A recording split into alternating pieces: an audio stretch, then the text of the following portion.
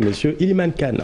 Il est le président de l'ONG Legs Africa. Bonsoir Monsieur Kane et merci d'être avec nous. Bonsoir Aran. Bonsoir Bita. Bonsoir Iliman. On s'arrête d'abord sur l'arrestation de Guy Marius Sagna qui manifestait avec d'autres responsables qui font partie d'une plateforme devant les grilles du palais par rapport à la hausse de l'électricité. Depuis qu'ils ont été placés sous mandat de dépôt, ces partisans continuent de réclamer sa libération. Un commentaire? Oui, absolument. Ils ont raison de le faire. Parce que moi-même, avec Guy Marius Sagna, on mène des combats depuis très longtemps. Ça a commencé depuis la lutte contre la signature des accords de partenariat économique et aussi dans d'autres structures comme Arlibok, etc. Je pense que c'est un citoyen digne et qui est patriote également, qui s'engage à défendre les intérêts de ses partisans, surtout des peuples les plus faibles. Et ça, on peut le reconnaître de Guy, hein, même s'il va souvent un peu plus loin que tout le monde. Mais je pense que c'est une action pour défendre les libertés, tout simplement, les libertés individuelles et collectives, mais surtout défendre donc la cause populaire. Et je pense que l'électricité, c'est essentiel, c'est fondamental. Même pas, je ne parle pas même de la consommation dans les foyers, mais dans une économie, quand on est en train de construire une industrie, qu'on veut des entreprises compétitives, il faut d'abord maîtriser les coûts de l'énergie. Et maintenant, on se retrouve avec une hausse assez consistante, quand même de 10%, c'est pas rien. Iliman, vous avez parlé de citoyens. Quand on parle de citoyen, c'est quelqu'un qui doit respecter les lois et règlements de son pays. Sauf que la marche a été interdite par le préfet de Dakar. Oui, ça on peut le dire. Mais vous savez, dans une lutte, surtout dans une lutte de classe, dans une lutte sociale, on essaie toujours d'aller plus loin. Mais effectivement, tous les citoyens sont censés respecter la loi qui nous... C'est pour cela que d'ailleurs, certains vont plus loin que d'autres, parce que d'autres se limitent là où la loi les demande de se limiter, mais d'autres prennent le risque d'aller plus loin, parce que tout simplement, ils veulent se faire entendre. Et je pense que sur ce cas-là, Guy Marius Sagna a réussi à se faire entendre, parce que ça va apporter haut. Donc c'est pour ça que jusqu'à présent, on parle de cet acte qu'il avait posé. Il a pris ses responsabilités, il a pris aussi les risques par rapport à cela. Maintenant, c'est normal que aussi les forces qui luttent pour les mêmes causes, pour la même finalité, se mobilisent pour le libérer. Parce que c'est quelqu'un qui agit pas seulement pour ses intérêts particuliers, mais il agit pour les 16 millions de Sénégalais qui sont concernés par cette hausse. La manifestation de demain, vous y serez? Personnellement, je n'ai pas prévu d'y être, parce que j'ai d'autres engagements qui ont été pris. Et donc, mais je pense que c'est une manifestation que je supporte. Et surtout que maintenant, toutes les autres forces vives qui étaient en léthargie sont en train de se réveiller. Ça aussi, c'est un autre mérite de Guy Marius Sagna. Parce que ce sont les syndicats, les forces donc vives, qui devraient être au devant de ces luttes populaires-là. Ça n'a pas été le cas depuis un certain temps dans ce pays. Et donc, si c'est un réveil de ces luttes, parce que ces luttes, c'est tout simplement des formes de dialogue. Parce que le dialogue, on peut l'imposer à ceux qui nous dirigent, quand ceux-là n'ont pas les bonnes stratégies pour parler avec leur peuple. Et je pense que c'est effectivement l'objectif de ces manifestations-là. Et si le peuple ne répondait pas demain à l'appel de cette plateforme, oui, ce ne serait pas un autre revers? Ah non, non, ce n'est pas un revers. Parce que s'il y avait deux personnes, ces deux personnes ont fait ce qu'ils devraient faire. Maintenant, aux autres Sénégalais de se poser des questions pour dire est-ce que c'est normal que une décision aussi importante à notre défaveur, nous restons sans rien faire dans la léthargie et que d'autres se sacrifient au nom de tous ces Sénégalais.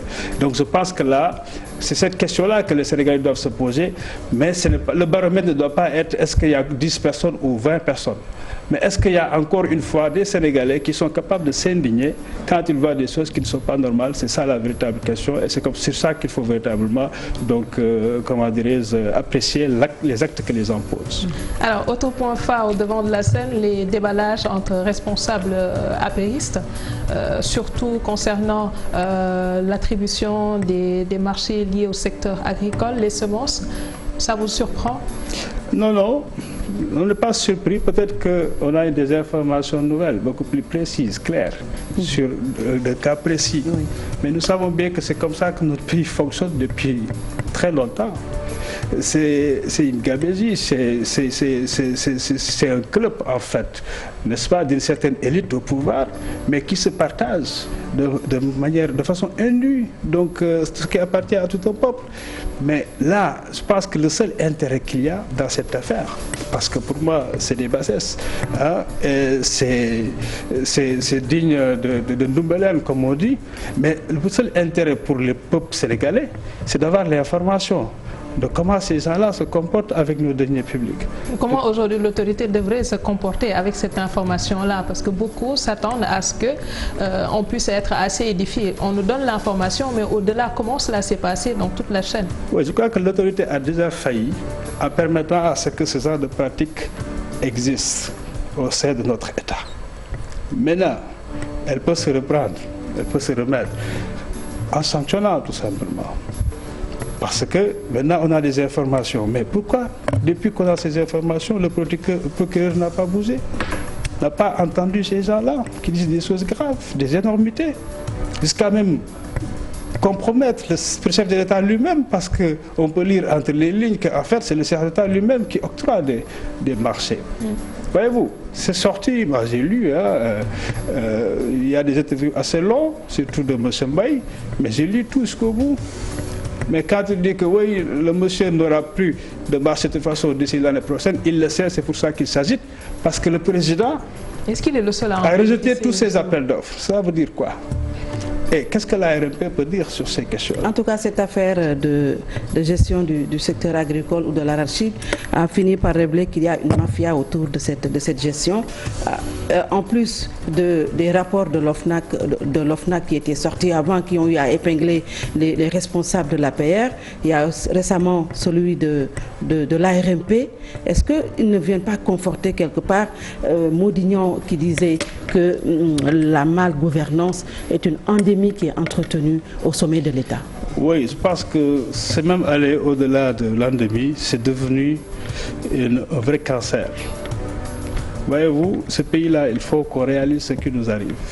On est allé trop loin. On est dans le gouffre sans nous en rendre compte. Parce que chaque jour, tout simplement, nous sommes préoccupés quand nous nous levons à aller chercher la dépense, à mener à la maison. C'est ça qui préoccupe les Sénégalais. Mais en réalité, on est dans le gouffre. La corruption a atteint des proportions, mais inacceptables dans ce pays. Et donc, tous ces organes de contrôle, finalement, sont dans la lassitude. Parce qu'on a quand même fait des efforts par le passé pour mettre en place des structures qui permettent de renforcer la gouvernance des affaires publiques. Vous parlez de l'OFNAC où était Maudignon, bien évidemment, qui a dû démissionner à un moment donné, voyez-vous, pour des raisons qu'il a données. Et les autres cours de contrôle, la Cour des comptes qui fait plus de rapports depuis maintenant 5 ans, l'ARMP qui est en retard sur ses rapports, l'ISEE, on ne l'entend plus. Alors que ce sont ces organes de contrôle qui font quand même le travail. Hein. Ils le font, ils continuent à le faire à l'interne. Ils n'ont pas de pouvoir coercitif. C'est à l'autorité de pouvoir aujourd'hui. Oui, leur pouvoir. Ils ont quand même plus de pouvoir, historiquement parlant. Hein, si on prend l'OFNAC, le cas de l'OFNAC, qui maintenant a pouvoir d'enquête, d'autosaisine, etc. Voyez-vous, d'aller voir même, d'investiguer sur donc les données bancaires, les données des personnels, etc. Mais une fois que l'OFNAC effectivement saisit le procureur, c'est fini. Maintenant, l'autre maillon... Le procureur qui dépend de l'exécutif. Oui, qui dépend du ministère de la Justice, c'est vrai. Mais le procureur, quand même, c'est aussi un responsable. Il doit pouvoir prendre ses responsabilités. Parce que c'est lui qui représente, n'est-ce pas, les citoyens. Mais il agit aux ordres. Oui, mais pas tout le temps quand même. Il agit aux ordres, mais pas tout le temps. Et il n'est pas tenu à attendre des ordres pour agir. Je pense que s'il reçoit les rapports, que ce soit de l'OFNAC ou d'autres structures, il a le devoir quand même d'agir, de donner suite. Mais on ne sent pas la pression autour de l'État pour mettre fin à cette impunité dans la gestion de nos deniers publics. Oui. Au-delà de l'État qui a failli, la société civile, le forum civil, on ne sait pas. Oui, vous savez, il faut comprendre la situation du Sénégal. nous vivons une certaine transition et toute transition va avec une opacité. Voyez-vous, c'est pour cela que beaucoup d'acteurs sont affaiblis. J'ai parlé tout à l'heure des syndicats qui ne jouent plus leur rôle, mais qui étaient toujours au devant. On peut parler de la société civile.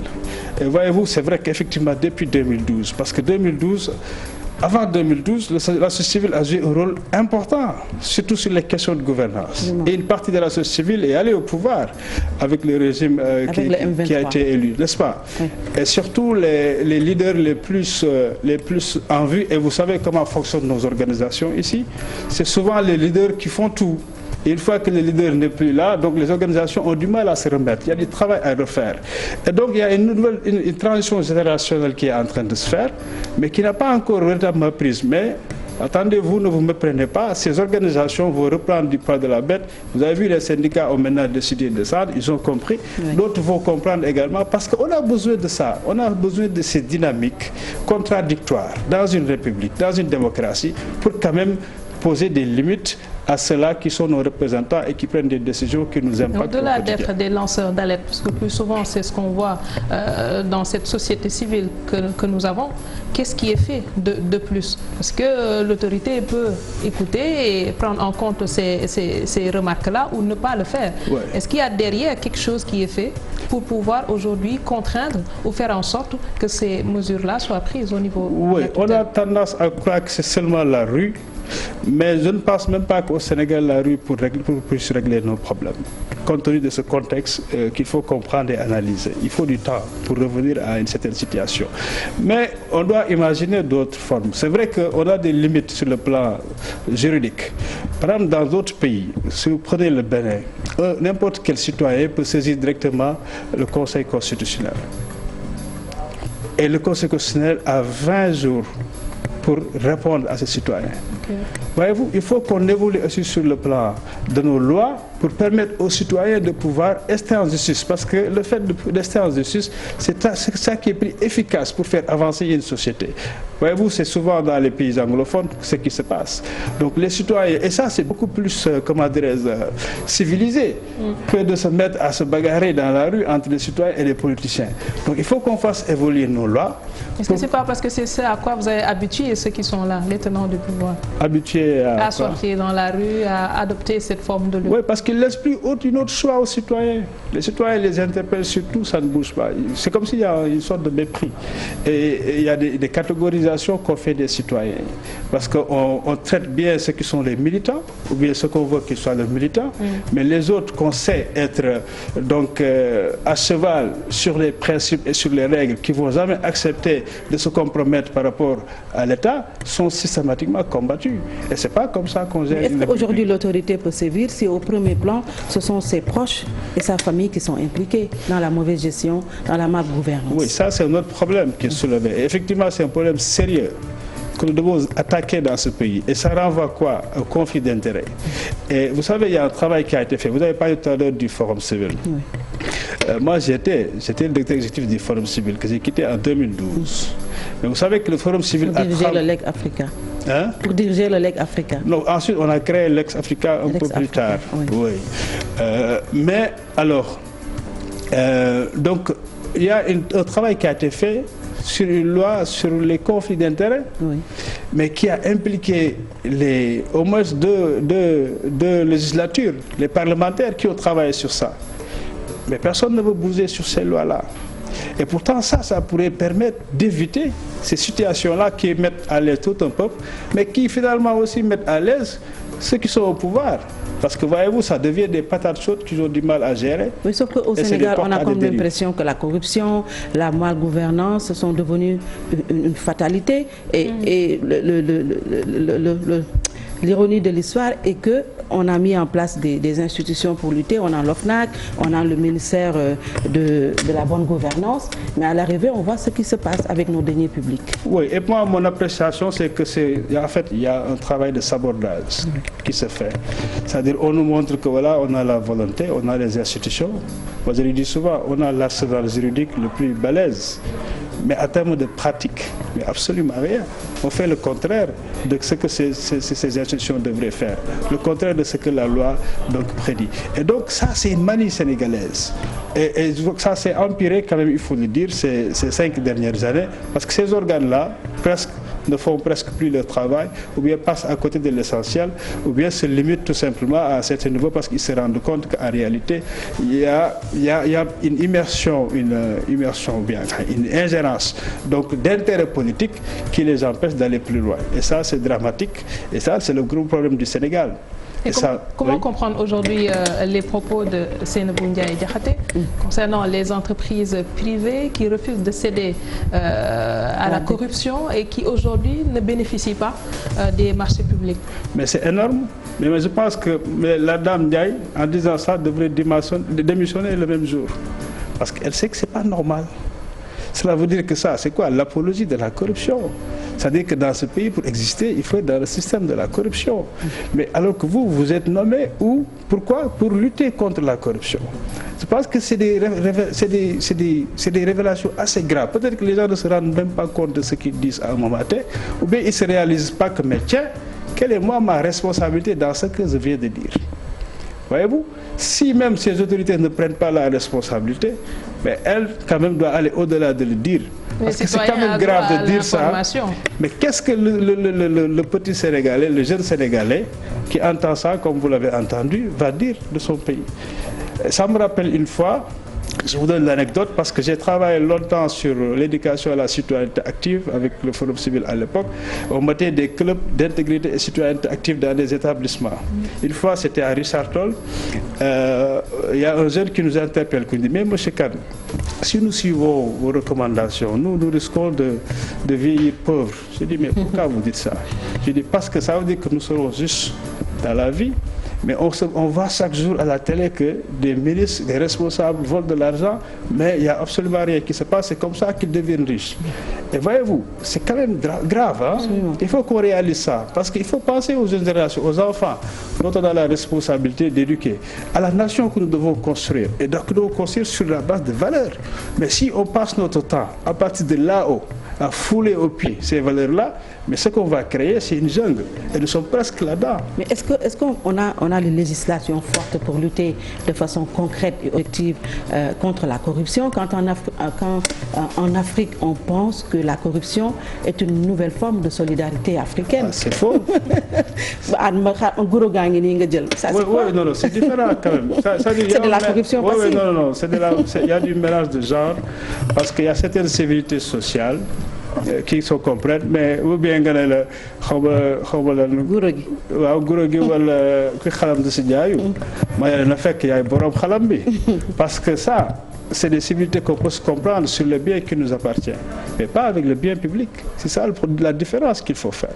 Mais quand on dit que le bien public qui appartient à tout le monde pour faire des largesses qui sont indues, ça, on est dans la malversation. Et je pense qu'effectivement, nous, on a étudié beaucoup à l'époque la sémiologie sénégalaise sur la question de corruption. Et dans tous les secteurs, même quand vous allez dans le secteur de la santé, il y a ces termes-là qui sont utilisés. Des trucs comme ça. Voyez-vous? Donc, mais il ne faut pas qu'on fasse l'amalgame. Il faut qu'on fasse la part des choses. Et ça, scientifiquement, on démontre que, en fait, ces civilités, ces pratiques sociales n'ont rien à voir avec la corruption. Alors, à vous entendre, quand on voit de l'autre côté l'indice de perception de la corruption, le Sénégal qui gagne quelques places, on a le rapport ITIE qui nous dit qu'il y a des efforts qui ont été faits en matière de transparence dans le secteur minier et pétrolier. On se demande de quel pays on parle. Oui, vous savez, ces instruments... Ou c'est pas la bonne info?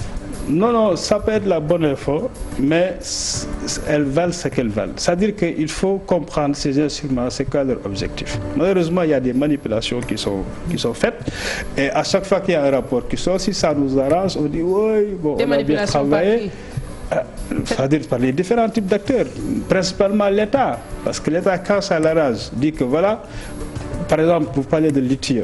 Aujourd'hui, sur tous les documents de l'État, sur la gouvernance des ressources minérales, la politique de transparence s'arrête à l'ITIE.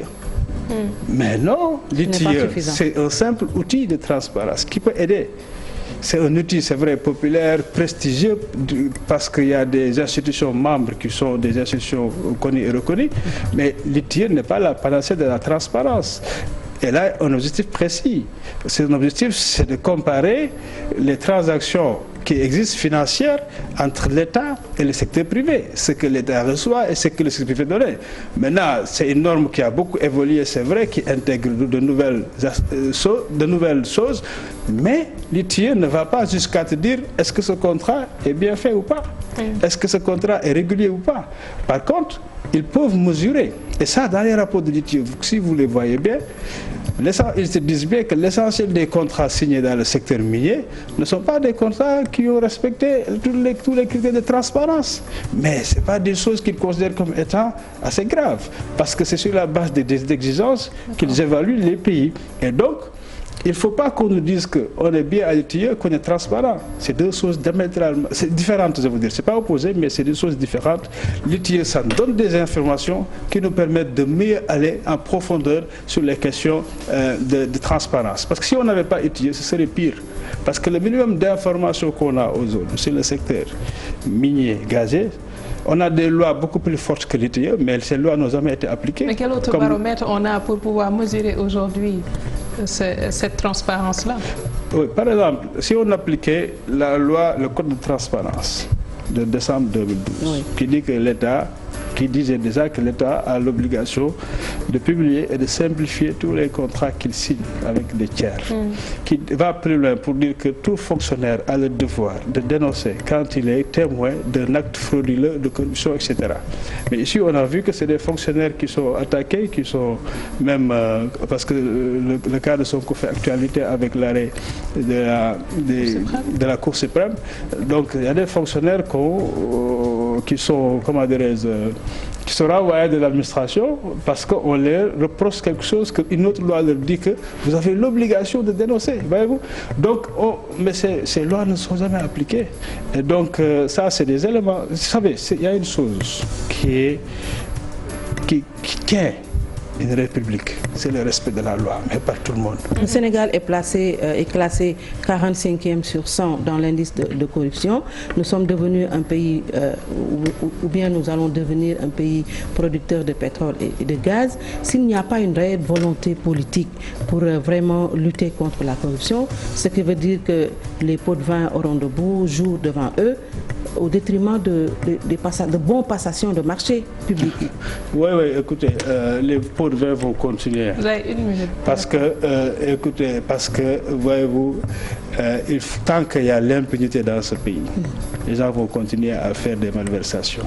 Et donc ça donnait à la corruption. Et ça va devenir beaucoup plus grave parce que justement les nouveaux enjeux d'exploitation des ressources des hydrocarbures vont nous amener à la manipulation de demandes financières importantes. Et si on rate le gosse, franchement, ce serait dramatique pour un pays parce que les attentes des populations ne seront pas. Donc il n'y aura pas de réponse à cela. Et les inégalités vont agrandir dans ce pays parce qu'il y aura une seule élite qui va vraiment profiter de cette manne-là au détriment de toute une population. Merci beaucoup, Eliman Kane, le président de l'ONG Legs Africa. Une association. Merci. Association. Et merci également à Binta Diallo. On se donne rendez-vous demain pour le dernier numéro de la